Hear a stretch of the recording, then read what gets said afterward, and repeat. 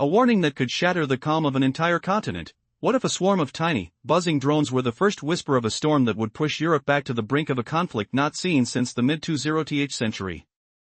The sky over Poland's eastern border erupted with 19 unmanned craft, a sight familiar to war-torn Ukraine but alien to the NATO member that has long been the West's forward outpost in the east.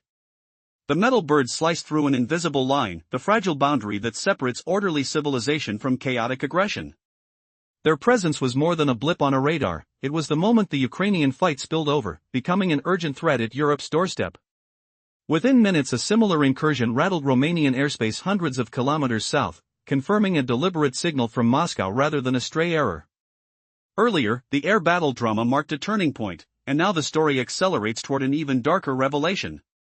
Leaked intelligence from the Zapad 2025 exercise shows tens of thousands of Russian and Belarusian troops massing just beyond Poland, accompanied by mobile nuclear missile launchers poised to strike Warsaw and other capitals. The simulation rehearsed not only a conventional clash but also tactical nuclear strikes, deploying 10,000 soldiers and 100,000 pieces of equipment around Baranovichi, roughly 74 kilometers northeast of Minsk, and the Grodno region straddling the Polish-Lithuanian frontier. This was no mere show of force, it was a brazen act of nuclear intimidation that jolted the European security architecture. The twin shocks, a drone swarm and a simulated nuclear threat, triggered a historic upheaval that reshaped Europe's defense posture in weeks. The EU shifted its strategic focus from the flatlands of Germany to the expansive plains of Poland, forging a new Iron Curtain that brings the continent closer to war than at any time since World War II. Poland's skies quickly transformed into a bastion guarded by Europe's most powerful air forces. France dispatched its newest Rafale and Mirage 2000 fighters to Polish bases, flying round-the-clock patrols under President Emmanuel Macron's orders. Across the Channel, the United Kingdom's Royal Air Force readied its Typhoon jets from bases such as Breton, promising to intercept any hostile drone or cruise missile within seconds. The Netherlands contributed a fleet of EFF-35 stealth aircraft, invisible to radar and capable of piercing deep into the Russian-Belarusian air defense network to strike strategic targets at the first sign of conflict. As the aerial shield solidified, ground and sea defenses rose to meet the looming menace. The Dutch deployed American-made Patriot AWT missile batteries to Poland, creating a steel dome over Warsaw and other key cities, while Germany, Italy and Denmark added short and medium-range air defense systems. Simultaneously, NATO naval vessels from Britain, Germany, France and Spain surged into the Baltic Sea, establishing a maritime wall to block any amphibious assault and keep the Russian Baltic Fleet confined to its ports. What does this sweeping pivot toward Poland mean for Europe's future? The answer lies in geography. Poland sits between Germany to the west, war-torn Ukraine to the east, the Russian exclave of Kaliningrad to the north and Belarusian-controlled lands to the southeast. It is the keystone of 21st century European security, the most vulnerable NATO flank and the strongest bulwark against Eastern aggression. Recognizing this, Warsaw has poured more than 4% of its GDP into defense, acquiring K2 main battle tanks, K9 howitzers from South Korea, HIMARS rocket systems, Javelin missiles and, most symbolically, a squadron of M1A2 Abrams tanks, 38 of them now docked in Polish ports. Within a decade, Poland aims to field more tanks than Germany, France and Italy combined, forging a land force that could become the spearhead of the alliance. The continent now watches as a new fortress rises, anchored by skyborne guardians, ironclad missile shields and a navy that prowls the Baltic. The next move, whether diplomatic or deadly, will determine if Europe can keep the storm at bay or be forced to confront a conflict that could redraw borders once more. The silence before the next drone swarms is deafening. Will it be broken by a warning shot or by the roar of war? Intelligence reports revealed alarming details from the Zapad 2025 military exercise, igniting a sense of urgency among decision-makers across Europe. Just beyond Poland's borders, a concerning buildup of tens of thousands of Russian and Belarusian soldiers, complete with nuclear missile launchers, painted a terrifying picture on the continent. This ominous development marked the threshold of a dramatic escalation. In this grim backdrop, the military exercise signaled not only conventional warfare but a rehearsal for tactical nuclear strikes aimed at Warsaw and other European cities. An overwhelming force of 10,000 soldiers, flanked by 100,000 pieces of military equipment, amassed in the vicinity of Boryspil, approximately 74 kilometers northeast of Minsk and strategically located near the Polish and Lithuanian fronts. With such a harrowing display, it was only natural for Europe to brace itself. This was no mere flexing of muscles. It was, in fact, a reckless gambit of nuclear intimidation. These provocative actions, coupled with unauthorized incursions by drones, catalyzed a historic response that shattered decades of geopolitical equilibrium in mere weeks. A dormant giant stirred and reshaped Europe's military landscape. EU leaders undertook their most rapid strategic transformation since the Cold War, shifting defense priorities from Germany's flatlands to Poland's expansive fields, establishing what could be interpreted as the front line of a new Iron Curtain. This robust military presence brought Europe closer to the brink of war than it had been since the calamitous days of the Second World War. The EU's repositioning was reminiscent of assembling a jigsaw puzzle, each piece fitting snugly to create an impenetrable shield around Poland. To counter these ominous threats, the initial line of defense came from the skies above. Polish airspace transformed into a hub for the continent's mightiest air forces. In a flurry of activity before even finalizing a historic security agreement in Nancy, France deployed its modern Rafale and Mirage 2000 fighter jets to bases across Poland. These aircraft were tasked with a constant vigil, patrolling the skies with unwavering commitment, poised to respond at a moment's notice to any aerial transgressions, as defined by French President Emmanuel Macron himself. As tensions escalated, would Europe's formidable air defense be enough to hold back the storm brewing from the east? The fate of nations teetered on the edge, each moment carrying the weight of history. Would these moves protect the continent, or would they provoke a greater conflict? The stakes could not have been higher. Tensions were already rising as French Mirage and Rafale jets took to the skies over Poland, patrolling day and night for any sign of intrusion. But what came next raised the stakes even higher. The United Kingdom's Royal Air Force swiftly declared that their Typhoon jets, launching from bases like Bree Norton, stood ready to intercept and destroy any hostile drone or cruise missile within seconds. This wasn't just a show of force, it was London's unmistakable declaration: they would not tolerate Moscow's provocations any longer. Yet the boldest move came from the Netherlands. The Royal Netherlands Air Force sent a squadron of F-35 stealth fighters to Poland, a fleet famed as some of the world's most advanced jets. These aircraft were more than reinforcements, they were a symbol of technological dominance and fierce resolve. Their radar-evading capabilities meant they could slip past even Russia's most sophisticated air defenses in Kaliningrad and Belarus, striking critical targets within minutes if war ever erupted. Sweden, still a newcomer to the alliance, joined the effort with its own formidable weapon, the domestically built Gripen fighters, specialized in electronic warfare. These jets added a new electronic layer of defense, jamming enemy communications and radar, turning the skies above Poland into a complex battlefield where every move would be met with resistance. On the ground, the Czech Republic bolstered Poland's defenses by deploying attack helicopters designed to support troops and repel armored offensives. Reports even hinted at the arrival of 100 Czech soldiers, reinforcing the idea that Poland had become a shared fortress, watched over by the finest pilots and soldiers across Europe. But air superiority was only part of the picture. Fighter jets alone could not shield Poland from the looming threat of Russian ballistic missiles, fast-moving, deadly weapons capable of devastating entire cities. To counter this, the Netherlands took charge of a massive project, mobilizing over 300 experts to build a multi-layered air defense system. Among the arsenal were American-made Patriot missile batteries, some of the most effective defenses against missiles in the world, now stationed to create a protective dome over Warsaw and other key cities. This steel shield was further strengthened by contributions from Germany, Italy, and Denmark, who supplied an array of short and medium-range air defense tools. Meanwhile, naval forces from Britain, Germany, France, and Spain sharpened their focus on the Baltic Sea.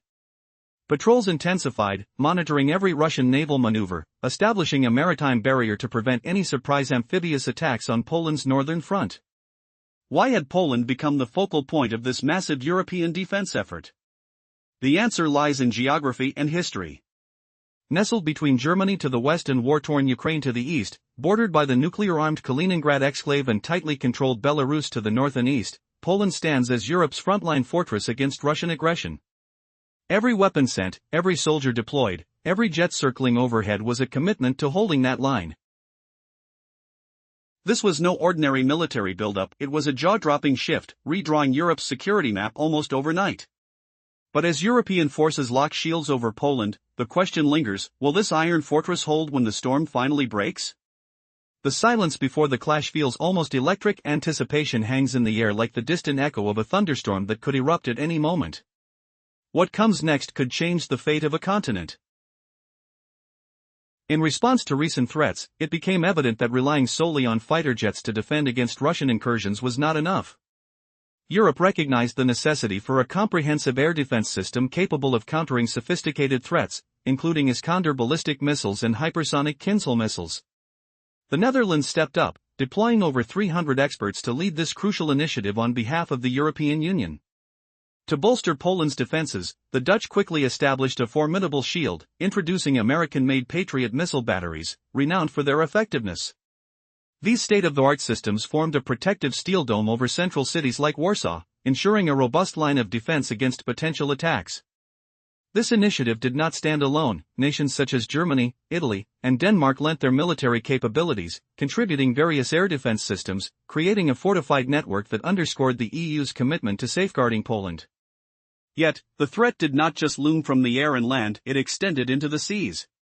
Russia's Baltic Fleet, stationed at naval bases in Kaliningrad, constantly hovered over Poland's northern coast and its vital ports.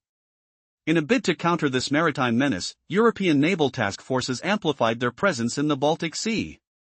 A coalition of British, German, French, and Spanish warships began a relentless patrol, meticulously monitoring every maneuver of the Russian Navy. This naval fortification aimed to thwart any amphibious landing attempts, ensuring safe passage for reinforcements coming by sea and effectively confining the Russian fleet to its home ports. So, what does this complete shift in European strategy toward Poland signify? To grasp the impact of this sudden pivot by the EU, we must analyze the situation on a map and delve into the intricacies of this developing fortress Poland. This nation stands not just as a mere eastern buffer, it is the cornerstone of 21st century Europe. On one flank lies Germany, the gateway to the west, while Ukraine grapples with the devastation of war on the other. To the north, the Kaliningrad exclave acts as Russia's sharp edge in the Baltic, armed with nuclear capabilities, while Belarus sits in total subservience to Moscow's ambitions. Poland's geographical position marks it as both the most vulnerable point in NATO against Russian aggression and an indispensable stronghold in the alliance's strategy. For the Polish people, whose history is marked by invasions and periods of erasure, this reality serves as both a curse and a call to duty and obligation to defend not just their homeland, but the broader fabric of European civilization against threats emerging from the East. In this new Cold War, Poland has assumed the role formerly held by the Fulda Gap during the last era of tension. Every weapon deployed and every aid convoy sent to support Ukraine passes through this pivotal land. Therefore, if Poland were to fall, it would not merely result in the loss of territory, it would mean strangling Ukraine's resistance and placing the Russian threat at Germany's doorstep. Understanding this, defending Poland has become an essential mission for the EU, a necessity rooted deeply in geographical and historical reality. Driven by this understanding, in recent years, Poland has vastly enhanced its military ambitions. Since Russia's annexation of Crimea in 2014, the country has rapidly progressed to build one of Europe's most formidable land armies. Allocating over 4% of its GDP for defense, Poland is now ahead of all its EU allies in military spending. This budget has translated into a formidable force, bolstered by support from both the United States and countries in Asia. Among these advancements, Poland has purchased hundreds of K2 battle tanks and K9 howitzers from South Korea. Additionally, the acquisition of M1A2 Abrams tanks, representing America's armored might, serves as a strong symbol of Poland's resolve. 38 of these cutting-edge tanks recently arrived, distinctly marking Poland's goal. Within a decade, they intend to amass a ground force equipped with more tanks than Germany, France, and Italy combined, a force whose deterrence challenges the very boundaries of conventional warfare logic. But, there is more to this narrative than just numbers and equipment. What lies beneath this military strategy? Can Poland truly safeguard its territory and, by extension, that of Europe itself? As the tension escalates, who will emerge as the true protector of the continent? The answers may reveal more than just military might, they may redefine the national identities of nations caught in this intricate web of defense and warfare. The journey to uncover this truth continues, giving way to a new chapter in the saga of European security. In the escalating tensions of Europe, Poland stands at the crossroads of history and fate, bordered by Germany to the west, a gateway to the west, and engulfed by war-stricken Ukraine to the east. Northward lies Kaliningrad, a looming threat packed with nuclear prowess, and to the east, Belarus remains firmly under Moscow's control. This precarious positioning makes Poland both the most vulnerable point in NATO's defense against Russia and its most crucial stronghold. Historically, Poland has experienced countless invasions and erasures, reborn time and again. This geographical reality presents a duality, a curse, yet also a calling to protect not only their homeland but the entirety of European civilization from a resurgent threat in the East. In the Cold War, the bulwark was the Fulda Gap in West Germany. Now, it stretches from Warsaw to Brest across Poland's vast plains. Every weapon, every bullet, and every humanitarian convoy for Ukraine inches through these lands. Therefore, the fall of Poland would signify not just the loss of a nation but a strategic strangulation of Ukraine's resistance, with Russian aggression knocking at Berlin's door. Thus, defending Poland is not merely an option, it's an imperative for the European Union. Recognizing this precarious balance of power, Poland has passionately pursued the ambition of constructing Europe's most formidable land army over recent years. This journey accelerated dramatically after Russia annexed Crimea in 2014, reaching a fever pitch following the full-scale invasion in 2022. Warsaw has committed over 4% of its GDP to defense, outpacing all other EU nations, and transforming its military into a formidable force. International ally support has been pivotal, with Poland acquiring hundreds of K2 tanks and K9 howitzers from South Korea and thousands of HIMARS and Javelin missiles from the United States. The crown jewel, however, is the recent acquisition of M1A2 Abrams tanks, an emblem of military might. With 38 brand new Abrams rolling into Polish ports, Poland's resolve to forge an impressive deterrent against any aggressor is unmistakable. As the landscape shifts beneath us, what does it mean when a nation prepares not just to defend but to emerge as the spearhead of an alliance? Are we witnessing the dawn of a new era, or merely the echo of old conflicts? The strategic ramifications reach far beyond borders. Poland is not just a player on the map, it is becoming the vital heart of 21st century Europe's defense strategy. The ground is shifting, and the stakes could not be higher. The question remains, is Europe ready for the challenge that looms ahead? Amid rising tensions reminiscent of the Cold War, Europe finds itself on edge as Russia's aggressive maneuvers cast long shadows over its borders. What began as a localized conflict has escalated into a palpable threat, punctuated by incursions into the airspace of NATO allies. The once peaceful skies over Poland were shattered by the presence of drones, unmanned aerial vehicles that heralded a new era of conflict. This was no ordinary violation, it signaled the stark realization that the war in Ukraine had morphed into a direct challenge to Europe itself. These unsettling events unfolded further south, as Romanian airspace also experienced incursions. Intelligence assessments revealed alarming troop movements and the ominous display of nuclear arsenals, fueling fears of an impending crisis. In just weeks, a geopolitical shift occurred, dramatically altering the defense landscape of Europe. The introduction of air defenses and military reinforcements in Poland represented a crucial pivot. Like pieces of a jigsaw puzzle, NATO's collective resources converged to create a formidable barrier against threats emanating from the east. Polish airspace quickly transformed into a fortress, monitored by an impressive coalition of air power. France deployed its advanced Rafale and Mirage fighter jets to bolster defenses, while the UK readied its Royal Air Force for immediate action. The Netherlands introduced its state-of-the-art stealth F-35s, capable of breaching the most advanced Russian air defenses, while Sweden and the Czech Republic contributed their own firepower. The skies buzzed with the urgent sounds of engines and the palpable tension of a continent bracing for conflict. But aerial strategies alone were insufficient. Poland needed a robust ground defense against the sophisticated arsenal that Russia deployed, including ballistic missiles. Dutch Patriot missile systems arrived, forming a protective dome over Warsaw and essential cities, while Allied nations rallied their own air defense units. Meanwhile, the Baltic Sea became a theater of naval vigilance, with European forces patrolling intensively to deter any aggressive naval maneuvers by Russia. The geopolitical map shifted dramatically as Poland emerged not just as a frontline state, but as Europe's keystone in the war against tyranny. Its strategic location, sandwiched between the might of Germany and the war-torn Ukraine, placed it at the heart of NATO's defensive posture. This country, once a victim of invasion, stepped into the role of protector, intent on safeguarding the very fabric of European civilization against looming threats. As this transformation unfolded, Poland's ambitions crystallized into a formidable military strategy. Gradually transforming its defense capabilities, Poland set an audacious goal: to surpass the combined tank strength of Germany, France, and Italy within a decade. The delivery of American Abrams tanks marked a pivotal moment, a tangible sign of this resolve to reclaim agency and strength on the continental stage. Yet, beneath the surface of this military buildup, a different battle was raging. The digital realm became a battlefield of its own, cyber threats loomed large. As Russian capabilities in disruptive tactics became known, Poland fortified its defenses with an unprecedented investment of €1 billion in cybersecurity. This sweeping initiative aimed not only to protect military infrastructures but also essential services that sustain everyday life. Amidst these preparations, Russia and Belarus reacted with fury. The Kremlin branded NATO's maneuvers aggressive, fueling a narrative of siege. However, Moscow didn't remain passive. Countermeasures were planned. The Zapad 2025 exercises provided a glimpse of their intentions, a chilling showcase of military readiness that, due to its scale and implications, sent ripples of fear through Europe. The stage was set for a dangerous confrontation, and the tension was palpable.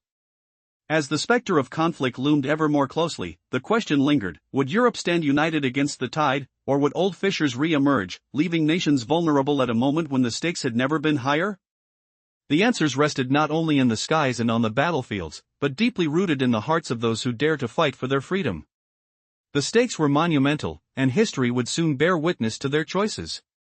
The question remained: would they stand together against the storm? The last chapter revealed an unsettling truth: this was no ordinary military drill. Instead, it was a chilling show of raw power and nuclear brinkmanship. Vladimir Putin himself watched over the Zapad 2025 exercises, dressed in full military attire, signaling the gravity of the operation.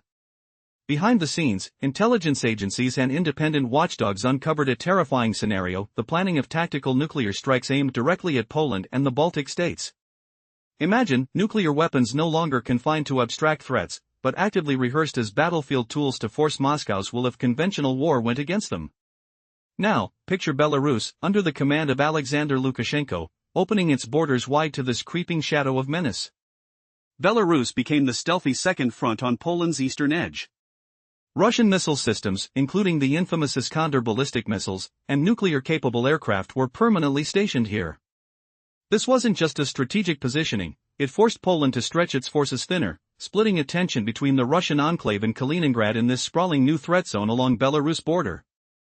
But it didn't stop there. Beneath the surface of open warfare, a far darker, hybrid conflict was unfolding. Lukashenko's regime weaponized chaos, unleashing Wagner mercenaries and manipulating migrant flows to provoke instability. Each wave of tension, each skirmish and disruption was a calculated move to destabilize the region, to keep Poland and its allies off balance while Moscow prepared for a broader confrontation. Meanwhile, in the Baltic Sea, the stakes rose even higher. NATO and European naval forces bolstered their presence: British, German, French, and Spanish warships prowling the waves to block any hostile moves. Russia answered with escalating aggression, warplanes executing nerve-jangling flybys just meters from NATO vessels, submarines lurking below the surface, a deadly game of cat and mouse that could erupt into catastrophe at any moment: an accidental missile launch, a miscalculation, or a spark of rash decision-making. So what's really happening in Poland? This tension isn't just a local flare-up, it's the seismic shift shaking Europe's security foundations. The calm built after World War II is cracking. A new era has dawned, unpredictable, volatile, and dangerous.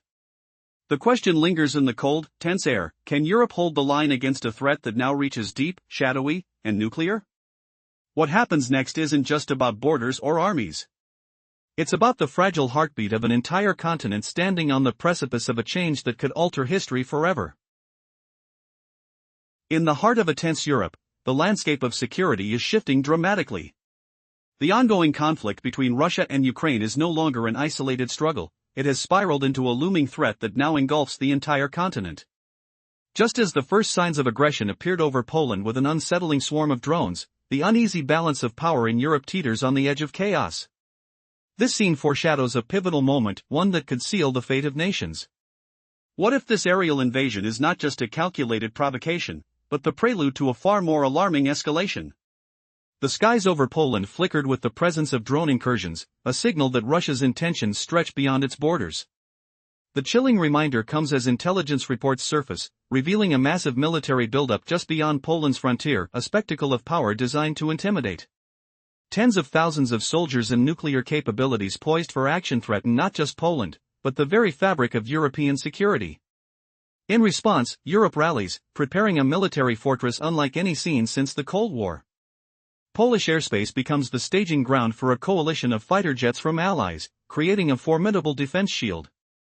The roar of Rafale wings fills the air as French pilots arrive, alongside their British counterparts in Typhoon jets, ready to engage at a moment's notice. The Netherlands dispatches its F-35s, innovative machines designed to evade the most sophisticated defenses, ready to strike at the heart of any aggressor. This unity is fueled by a shared resolve, a determination not just to defend territory but to uphold the ideals of peace and freedom across the continent.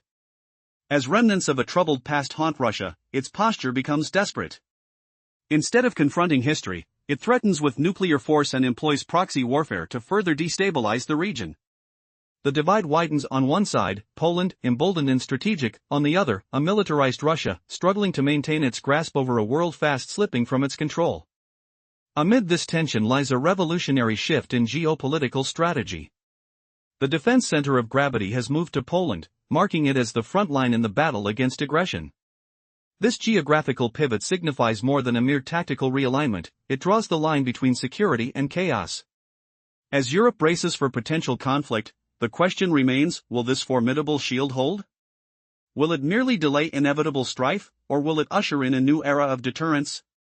The world watches, hearts racing and breaths held, as the dual forces of history collide on this precipice of uncertainty. The stakes are monumental, shaping not just the future of Poland but the destiny of an entire continent. Each decision made echoes through time, capable of sealing survival or igniting war. Are we prepared for the revelations that lie ahead? Are you ready to confront what this might mean for your world?